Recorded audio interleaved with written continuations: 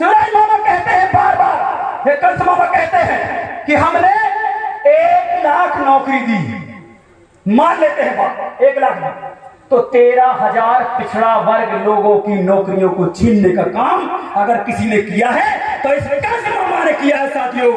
और हम इस मध्य प्रदेश में इन मनु वाली सरकारों को बाहर करेंगे साथियों।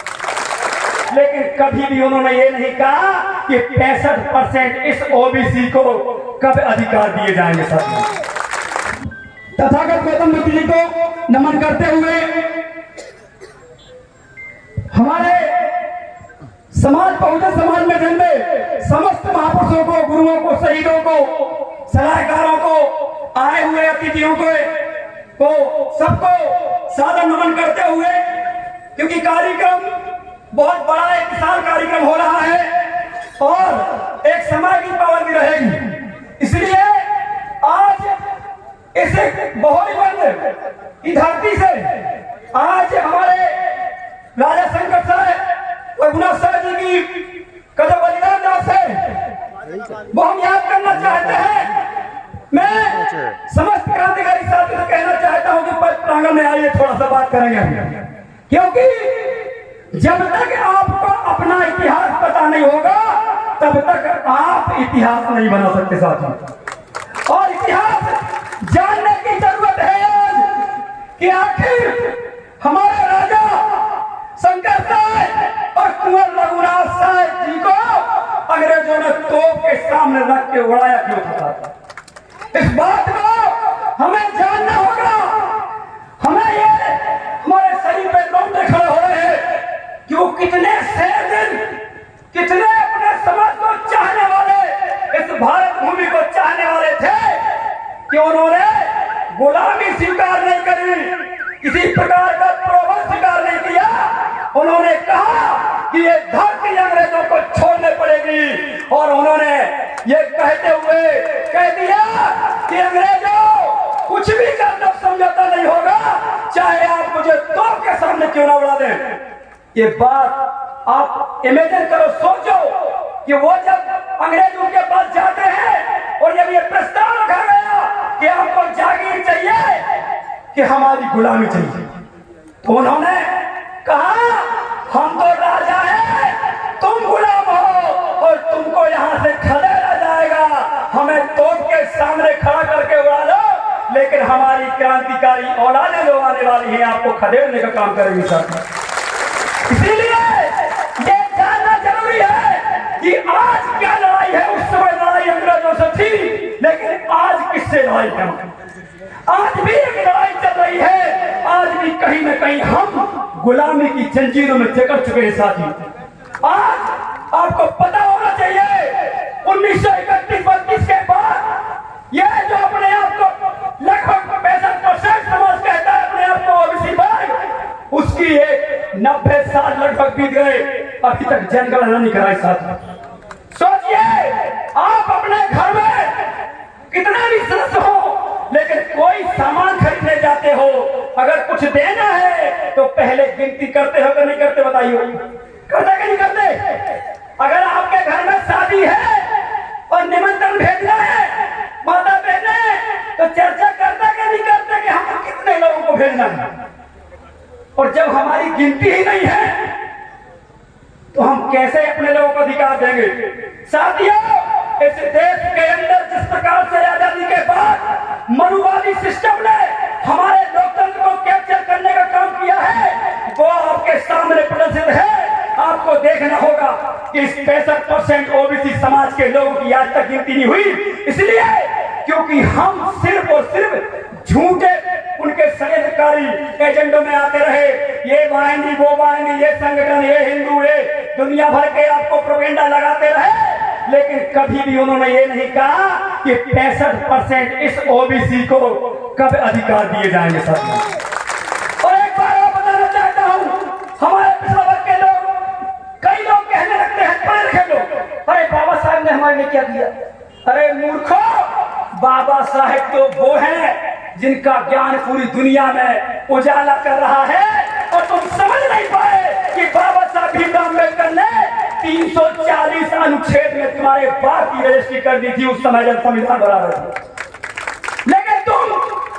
खुद, क्योंकि हम नपुंसक हैं कि आज तक हमारा अधिकार जो संख्या के अनुपात में होना चाहिए था वो ले नहीं पाए, इसलिए क्योंकि हम सिर्फ हिंदू मुस्लिम हिंदुस्तान पाकिस्तान के अलावा कुछ नहीं कर पाए। सड़कों पे हमारे आंदोलन होना चाहिए जाति जनगणना के लिए, प्रमोशन में आरक्षण के लिए, ओबीसी की जो संख्या इस देश के अंदर आज 4123 विधायक बनते और हमारी संख्या की गिनती हो जाए तो 2900 विधायक पूरे देश में बनेंगे। लेकिन आज की स्थिति में सिर्फ और सिर्फ 400 से 500 बनते हैं। अब सोचिए, जो विधायक बनेगा उसके पास सरकारी सुविधाएं आती हैं, उसके बाद अधिकारी आते हैं, उसका काम आता है, तो वो अपने लोगों को करेगा कि नहीं करेगा? भला करेगा कि नहीं करेगा? लेकिन अभी क्या हो रहा? अभी आपके लोग बन ही नहीं रहे। क्यों? क्योंकि हमारे जो विधायक सांसद हैं वो सिर्फ दरी चटाई झंडा उठाओ और आरएसएस की प्रयोगशाला में भक्ति करो, बस। इसके अलावा कुछ नहीं है, इसके अलावा कुछ भी नहीं है। जबकि मैं पूछना चाहता हूं कि मणिपुर में जब आदिवासी हमारी महिलाओं को शर्म आती है बोलने में, नंगा करके बलात्कार किया गया, छोटी बात नहीं है बहनों। इस लोकतंत्र में जब इस देश का सबसे पावरफुल प्रधानमंत्री है, उसके रहते हुए ऐसी नपुंसक चीजें हो रही है सब, छोटी बात नहीं है। लेकिन हमारे हिंदूवादी संगठन, किसी ने क्या कोई आंदोलन किया? क्या यहाँ सीधी में जो कांड किया गया था मुद्रे का, क्या किसी हिंदूवादी संगठन ने किया? क्या नहीं किया। लेकिन साथियों, अगर बात आ जाए ओबीसी के आरक्षण की, तो सोशल मीडिया पे देख लेना, ये सारे लोग मिल जाएंगे आपको हमारा विरोध करते हुए। हमको कहते हैं हिंदू मुस्लिम, और हमारे ओबीसी के 27% आरक्षण के खिलाफ कौन जाता है? बताइए, कोर्ट में कौन जाता है? कोई ओबीसी गया क्या? कोई एससी गया क्या? कोई मुस्लिम गया क्या? अब कौन गया भाई? ये वो लोग हैं जो जाति के नाम पे अपने आप को श्रेष्ठ बनाने का काम करते हैं और ओबीसी को दबाने का काम करते हैं। ये लोग ऐसा करते हैं। हमें समझना होगा आखिर इस देश में समस्या क्या है। समस्या ये है कि हमें ज्ञान ही सही नहीं मिल रहा है। हमें हमारा पुराना इतिहास ही खत्म कर दिया गया इन लोगों के द्वारा, और आज हमारे सामने ये आदिवासी समाज बैठा है, ओबीसी समाज के साथियों और माइनॉरिटी और एससी समाज के साथियों, कान खोल कर सुन लो, इनके साथ खड़े हो जाओ, ये तुम्हें राजा बनाने का काम करेंगे। क्योंकि इनको राजा बनने का शौक था पहले भी, और आज भी हम राजा मानते हैं इनको। अगर ये हमारे लिए लड़ेंगे तो हम मिलकर इनके लिए लड़ेंगे, और हम इस मध्य प्रदेश में इन मनुवादी सरकारों को बाहर करेंगे।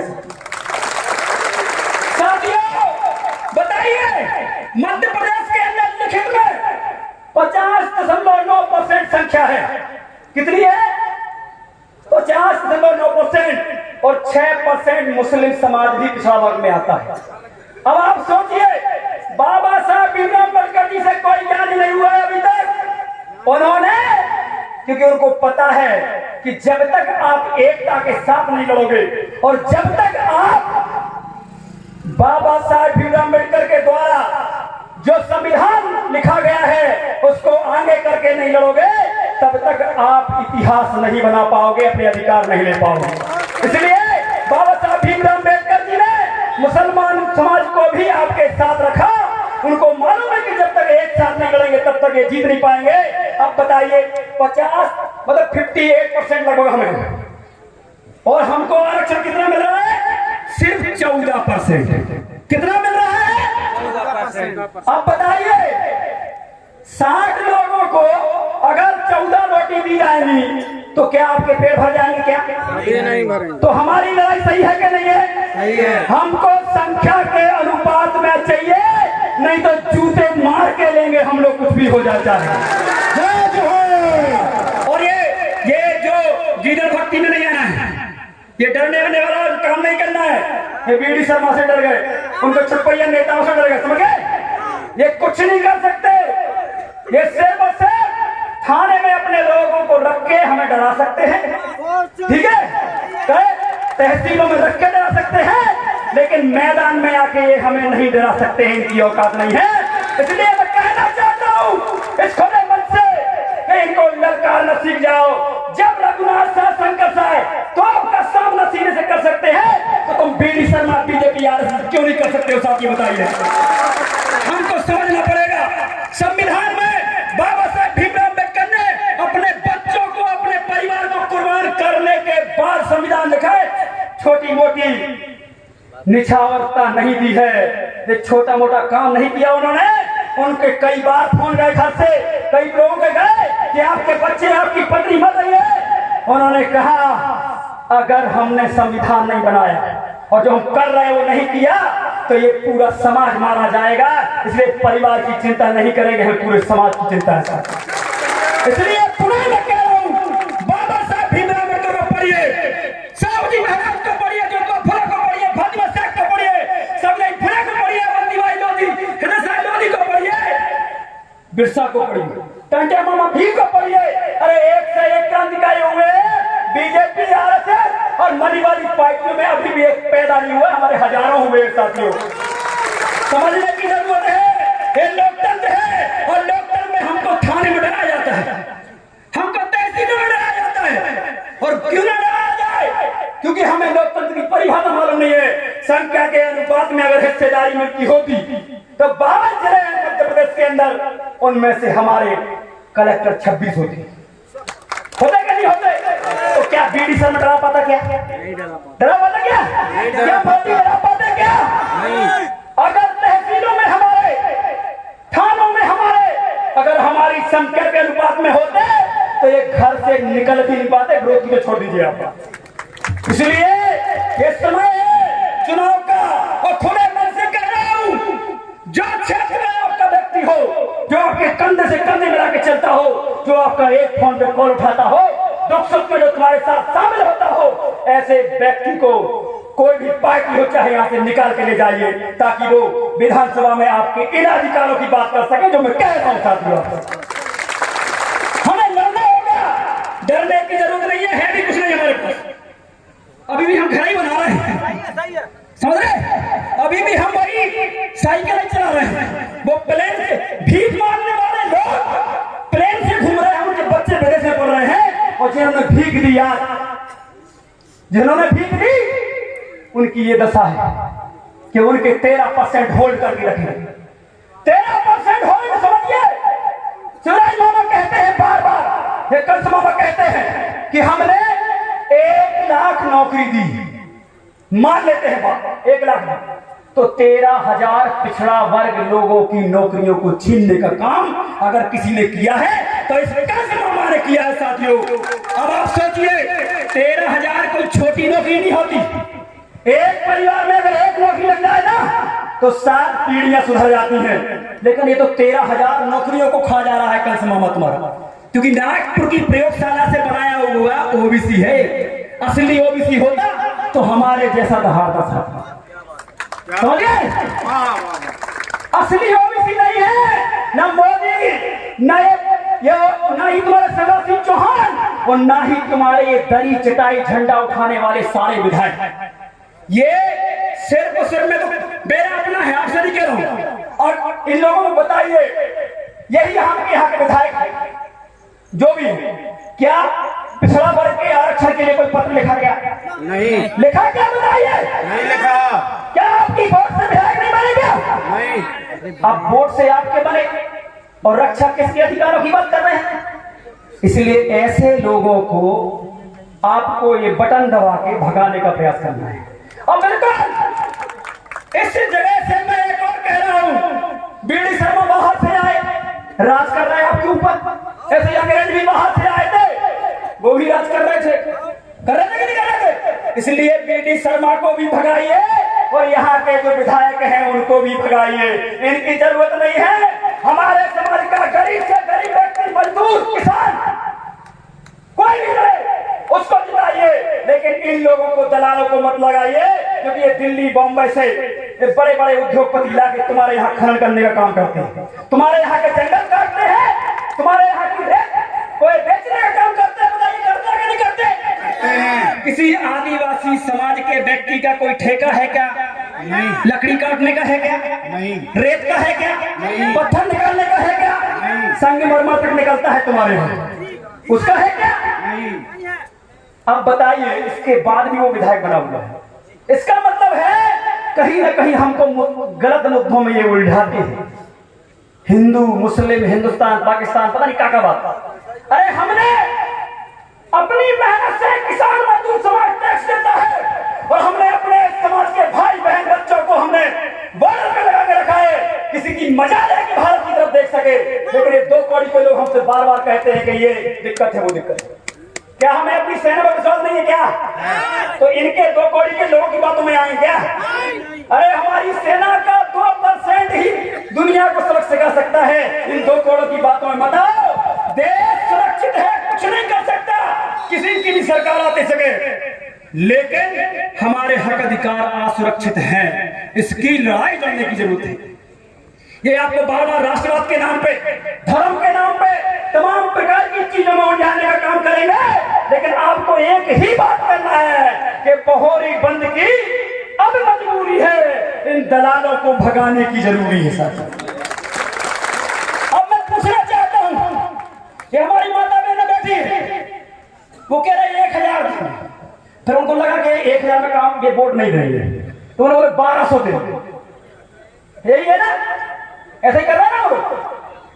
पहली बात तो इनके बाप का नहीं है, कोई इनके बाप बता रही है, इनके जो बच्चे हैं ना वो नौकरी करके कुछ दे नहीं रहे उनको, अपना ही टैक्स है, ठीक है ना। तो बात ये है 1000 देंगे लेकिन आरक्षण नहीं देंगे, ठीक है ना। हमको तो आरक्षण दे दो, 1000 की जरूरत नहीं है। जब हमारी संख्या के अनुपात में, अब मान लो मध्य प्रदेश का 1,00,000 करोड़ का मान लो बजट बनता है, ठीक है ना, और आपकी जनगणना हो जाती है तो आपको संख्या के अनुपात में बजट में हिस्सेदारी मिल जाएगी। फिर ये आपके बच्चों की ना शिक्षा रोक पाएंगे, ना ये स्वास्थ्य में रोक पाएंगे, ना ही हमारा व्यक्ति इतना परेशान रहेगा जितना कि आज रहता है। इसलिए 1000 की बात करें तो आप कहना 1000 तो दे दो, तुम्हारे बात के नहीं है, लेकिन जनगणना करा, जाति जनगणना करा। 1000 दो लेकिन आरक्षण दो, हमारा ओबीसी का आरक्षण दो। साथियों, बातें बहुत सी हैं, यहाँ पर बहुत कुछ बोला जा सकता है, लेकिन क्योंकि बहुत सारे बुद्धिजीवी हैं, मैं तो बहुत छोटा हूं, बहुत सारे बुद्धिजीवी हैं, इनको सुनना है। और साथियों, गांठ बांध लेना एक बात का कि मनुवादी सिस्टम से चलने वाले व्यक्तियों को हम वोट नहीं करेंगे। सिंपल सी बात है, लड़ाई हमारी है नहीं किसी पार्टी से न किसी से, हम मनुवादी सिस्टम को नहीं देंगे। एक पत्र जब नहीं लिख सकता हमारे लिए, क्या जनगणना के लिए कोई लाइन लिखी क्या कि भैया यहाँ राकेश लोधी और इनकी पूरी ओबीसी महासभा की भीम आर्मी के सभी लोग बहुत काम कर रहे हैं, एक पत्र ही लिख देते हैं। एक पत्र प्रणय पांडे ने नहीं लिखा साथियों, एक पत्र कि भैया हम उनकी विधानसभा में से आते हैं जहां पे इनकी संख्या लगभग 94% है, उनको भी ये हक अधिकार दिलाने का काम नहीं कर रहा साथियों, समझ रहे। इसलिए हमें जरूरत है, आपको जानकारी होना चाहिए कि 340 अनुच्छेद जो लिखा हुआ है वो बाबा साहब भीमराव अम्बेडकर ने उसने लिख दिया। उसी समय अच्छे से पढ़ना, बुद्धिजीवी बैठे कि संख्या के जब भी सरकार बने पिछड़ा वर्ग की गिनती कराई जाए, और बाबा साहब भीमराव अम्बेडकर ने पिछड़ा वर्ग और हमारी मातृशक्ति के सम्मान के लिए कानून मंत्री से इस्तीफा दिया था। इसलिए इनके समाज को अपनाने का काम करें पिछड़ा वर्ग के लोग। करोगे कि नहीं करोगे? सब एकता स्थापित करोगे नहीं करोगे? और नहीं करोगे तो पीटे जाओगे जैसे पिट रहे हैं। कि वो तो कुशवाहा है, वो तो यादव है, लोधी पिटता है तो यादव पिटता है तो कहते हो लोधी है, सैनी पिटता है तो वो तो क्या वो साहू है। ऐसे करके 3740 जाति के ओबीसी वर्ग के लोग एक दूसरे का यही कर रहे हैं, इसलिए पिट रहे हैं। जिस दिन आप एक हो गए, हम कह रहे 20% भी एकता स्थापित कर ली, उस दिन मध्य प्रदेश में 230 सीट में से 130 रिजर्व हो जाएगी साथियों।